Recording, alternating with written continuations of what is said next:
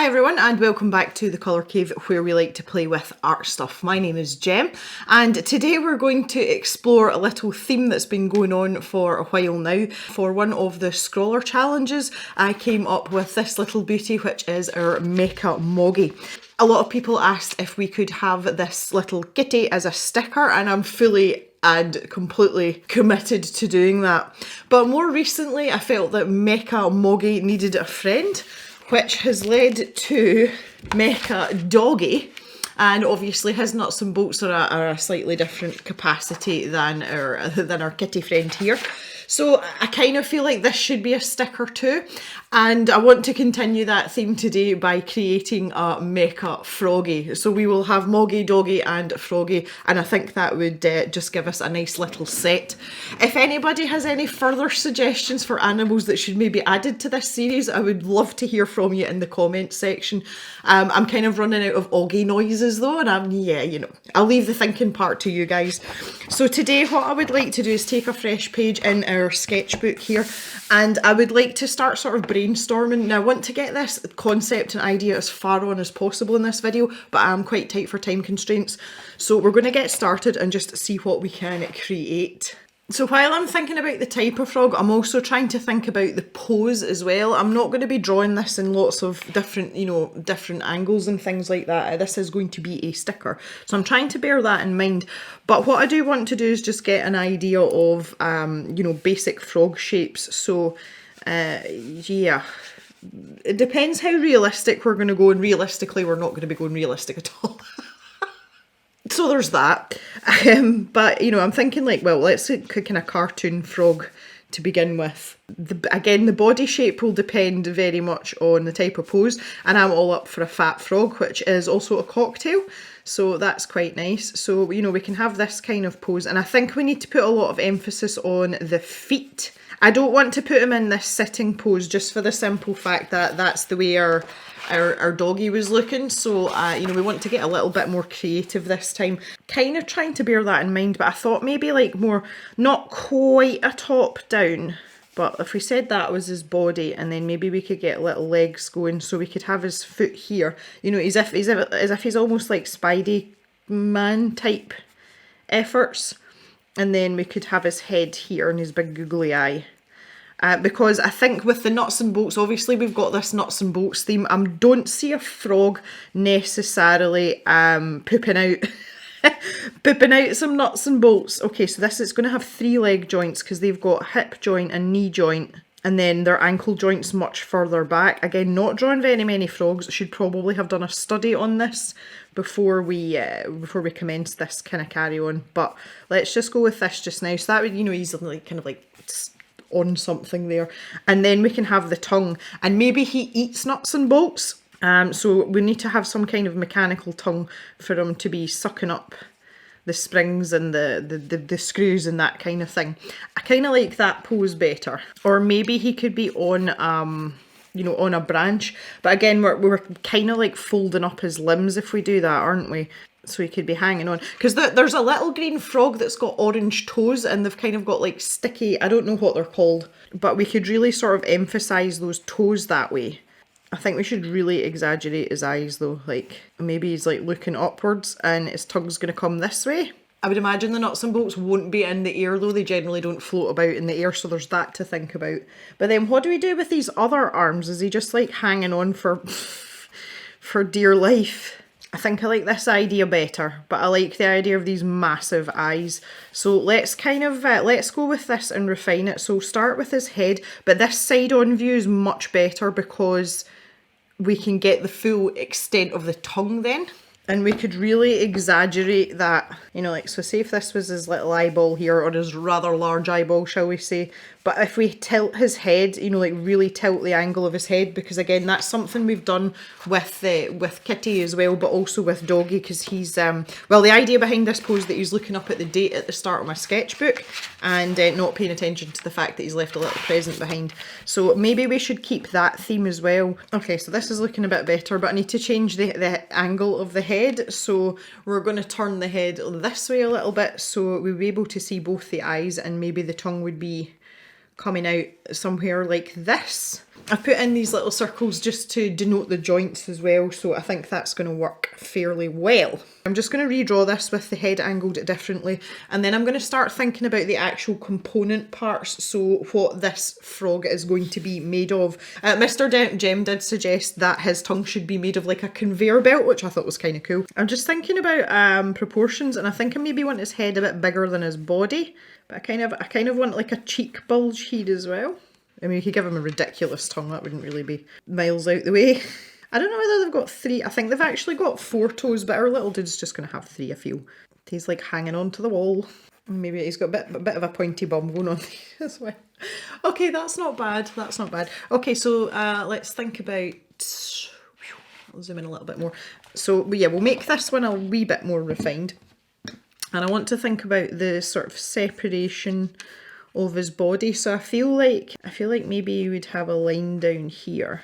Now that suggests that his back's really square on, whereas the angle of his head doesn't, so I want to move that line up a bit. So we're closer to a 3/4 view rather than like a top-down view. Yeah, that's better. Because these are obviously their jumping joints. So I think these would be a bit sturdier than the ones on the forelegs. Maybe that one could be like a cylinder. And then I feel like his toes would have these little baubles on the end. The other thing I've got to think about is including a pop of colour, which again I've done here. Because originally, if you remember, it was a little purple pencil that we had here. And I did that for his nose. And with Doggy, I used orange, and again it was his tail and his nose, so I think we should really do the fingertips or the toe tips. I think that would be quite a nice idea. So with this one, that's going to be the cylindrical one, and then his joints here. And frogs don't have much of a neck either, so I'm not entirely bothered about that section.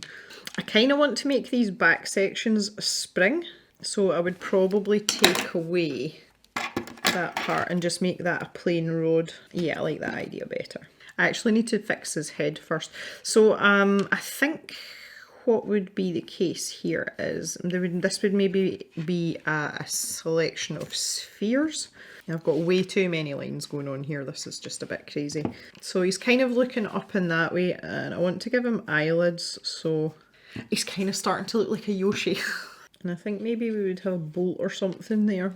Again, I'm thinking like a pouch underneath, but that maybe wouldn't be so obvious. Maybe that would be like there. Yeah, like that. And then, you know, there could be some nuts and bolts sitting about somewhere. Oh, he's kind of cute, isn't he? And I do think that our accent colour should be green, but like quite a bright green. So I've got this green fine liner. This is just something that I had to hand. But again, deciding, I think his toes. Yeah, look. Now we're going to have to put some shadow under him here to make him look that he's actually stuck to something, because we could just be looking at him from a strange angle, but the very fact that I'm going to have something that he's going to be stealing the nuts and bolts from, you know, maybe there's like a panel or something. I haven't really thought this part through, but you know, maybe there's like a spring sticking out. So the next part that I'm going to do is I'm going to transfer this image onto some marker paper. If we're going to turn them into a sticker, you get on a lot better, well, I get on a lot better scanning in pictures that have been coloured in ink than in pencil. The scanner just seems to pick them up better. So what we're going to do is I'm just going to use my little light tablet for this. So yeah, this is just a really cheap light tablet. It's a Huion one. I think I paid about £20 for it or something. That was a while ago, right enough. They may be more expensive now. I guess I have to get a bit of lights out for this. So if you find that your lines are too faint on your sketch, you can always go over them in ink. That's a good way to make them a bit bolder. I'm using this marker paper specifically. This was the one that came in the scroller box, just the A5 marker paper. I'm using it specifically because it's got very good transparency and it's easy for me to see the image through onto the next sheet of paper. You can see that sticking out like a sore thumb. Normally I would use a marker paper that's got a backing on it to stop any bleed through, but what it does is it blocks the light as well, so it's no use to us in this instance. So I'm literally just going to go back over. So I'm trying to centre our little mecha froggy here in the middle of the paper. Of the marker paper, that is. Obviously I don't want to line this up with my sketchbook because then my frog's going to be stuck down in the corner, and this just gives us a little bit of room for manoeuvre when we're scanning him in too. So it doesn't have to be perfect, but Ideally that's what we want. So I don't know what I'm going to do about the nuts and bolts and things yet that he's actually going to eat, but we're just going to draw around this now and get these ideas in place, because I actually quite like the sketch, even though it's not taken us that long. But it just goes to show you that everything doesn't have to be absolutely precise. And I think some of the charm with these little creatures is the fact that, you know, they are hand drawn, and although they're supposed to be mechanical, they're not necessarily perfect. They're kind of like junk animals. One thing I do find with doing this is a lot of the time some of the expression of the drawing can kind of get lost in translation, because your lines that you're putting on the top don't have the same expression in them, because you're just following over what's gone before. And it's something that I tend to find that I can tweak in Photoshop. Now I find this part of the process quite difficult because of my hand injury. I don't have the steadiest hand, but I try not to worry about it too much, because when it comes to actually putting the ink lines in, you know, in fine liner, then we can tidy it up then if need be. Now obviously the important thing is here is to keep your paper that you're actually copying onto, to keep it as steady as possible, because if it moves it's going to knock out your whole image. I think I'm going to make these parts at the ends of his toes a lot bigger. And there we go. So if I just take the sketchbook away now, we've got fully traced image here, and we're ready to work with that now and make him pretty and make him handsome. Okay, so now we can make any amendments or adjustments that we need to. And I can see I've got the line wrong there on his face. With the sort of translation from the sketch to here, I always find that I tend to make quite a few errors. So it's important for me to rectify those at this stage. Okay, so on to the inking. Now I generally use, I'm going to use Pigma Microns here just because I've got them to hand. I jump between these and the Unipin fine liners, and both work equally as well with working with alcohol markers, which is what we're going to use to colour them in. I've got bundles of these, and it's to the point where I can never find the one I'm looking for because I'm staring right at it. Right, okay, yeah, so this is a 03 Pigma Micron, which is actually a 0.35mm line width, and that's what we're going to use here. There are quite a lot of intricate parts to them, so I'm going to vary my line width. You know, I'm going to jump between my fine liners here. But for the main part, so for his body, we'll use this 03, and we'll get him all inked up. Yeah, there's something not quite right about this mouth part here. I feel like, because mechanically that's not sound, and I don't know why I didn't notice that before. Okay, so I'm going to jump now from the 03 down to the 01, and I'm going to do this. Use this for his legs and his tongue and some of the interior lines. Try and tidy up some of my pencil lines as I go here because they're pretty untidy. And I'm going to deliberately overextend this eye line just to give him a wee bit of character. He's almost got wee eyelashes going on there. Oh, messed that line up. That's what Photoshop's for. And just for these final little touches, I'm going to go down to a 005 when that line width is a 0.2. And I just want to have that nice sort of delicate feel to some of these items. So I've deliberately used this for the conveyor belt part because I didn't want it to feel too chunky against the rest of the image.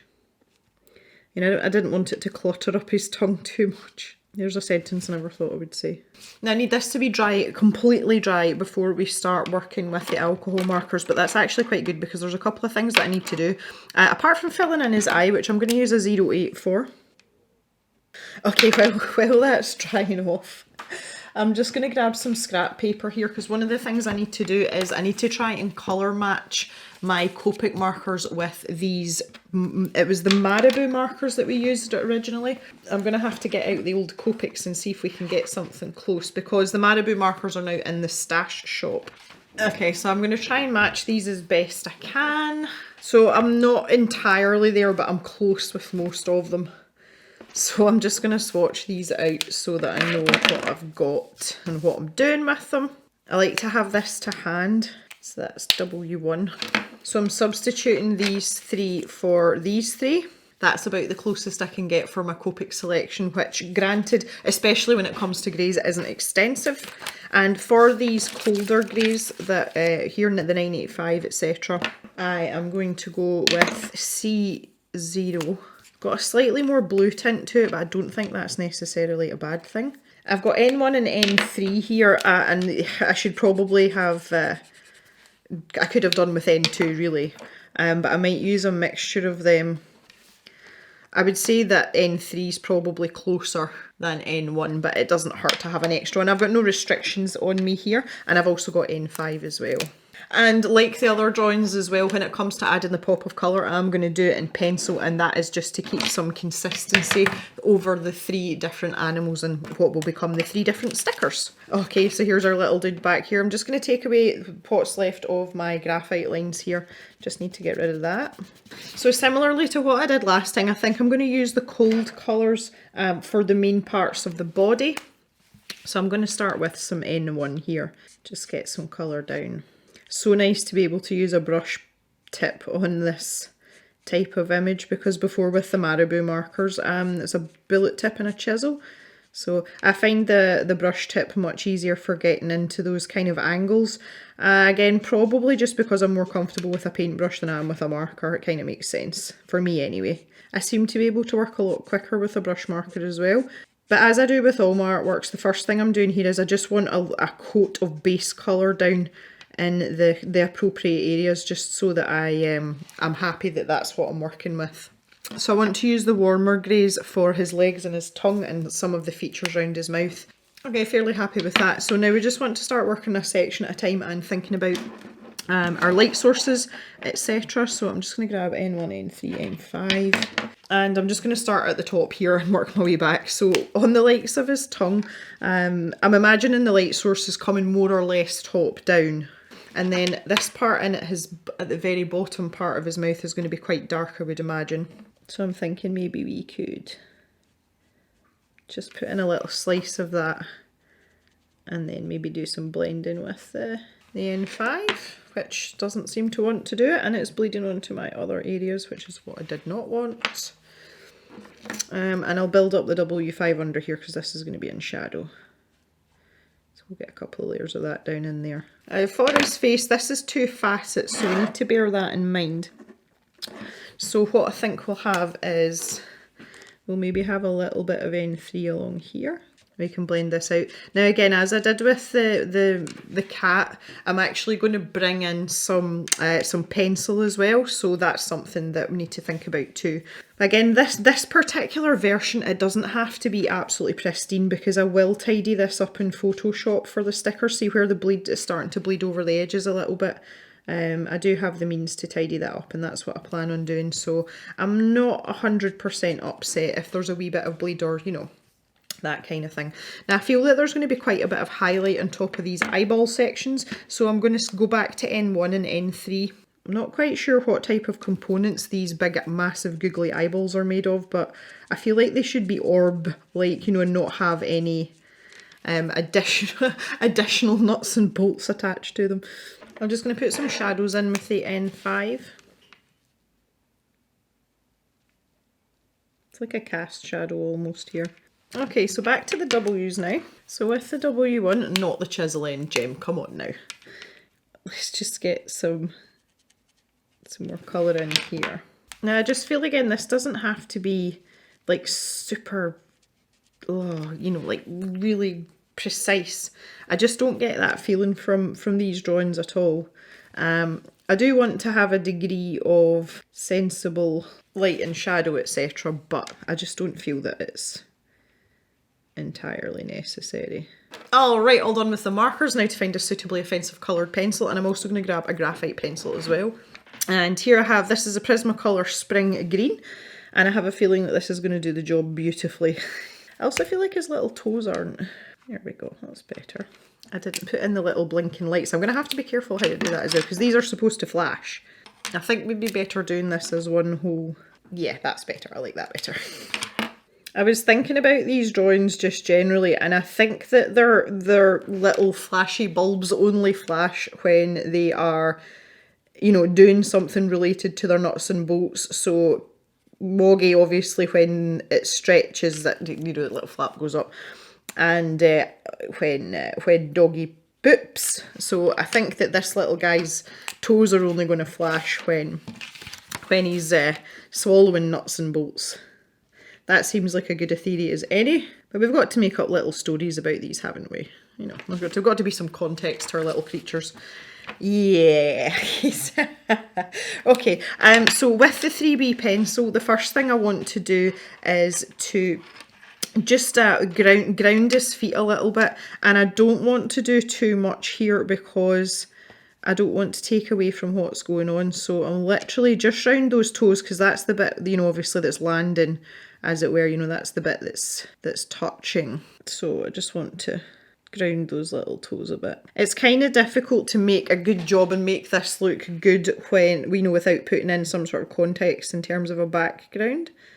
But I think this will just be enough so that we can see what's what.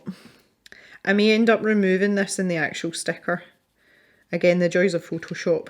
Okay, and now this is really just for texture. I'm just taking this graphite pencil, and I suppose it makes him look less polished as well. So I'm actually kind of like roughing up the metal a wee bit. Maybe adding in a little extra bit of shadow. But it's really to bring out these areas where there's, you know, he's made up of parts. And it's just to help sort of separate these individual pieces. You know, make them look a little bit more as if they've been stuck together as opposed to actually being one piece of metal. Just maybe add in, you know, like a few lines here and there. See, I feel that with these eyeball sections, I kind of want to leave them well alone because I like the fact that they're really big and round and bulbous. But maybe just add in a little bit here and there. And again, we can do the same. Here, it doesn't have to be anything fancy. Because sometimes I find it quite fascinating that just even like the stroke of a pencil, if it's placed well enough, it just makes all the difference. And there we have it. That is our little finished mecha froggy. I'm quite happy that I've been able to share this with you today as well. So he's going to join the ranks of Mecha Moggy and Mecha Doggy, and you will see the three of these up in the stash shop for sale in the next couple of days. Just do a little bit of tweaking here and get rid of some of my bleed lines, and we should be good to go. So that's it for today, guys. I hope you've enjoyed this. I just want to thank you very much for joining me. Please stay safe, take care of each other, and I will see you back in the cave on Thursday for another video. So have a great day, everyone. Bye bye for now.